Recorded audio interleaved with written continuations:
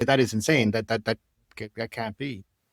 But that is what we have in Ireland, where you can't speak your language. You cannot actually access the culture that is coming down from the past in poetry and in song and in so many other ways.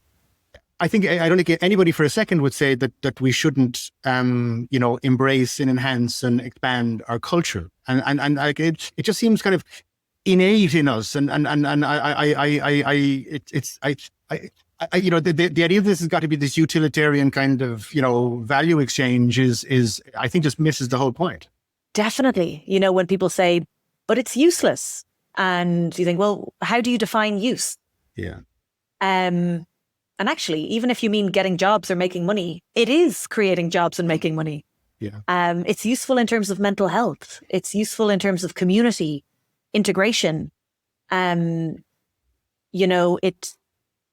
really goes hand in hand. It's ficha fuicha interwoven with this proliferation of talent that we're seeing, like in the recent IFTAs and BAFTAs, so many Irish actors. And it's always been the case that, Ireland is like bursting with creativity and talent and support for each other and great crack and camaraderie and everything.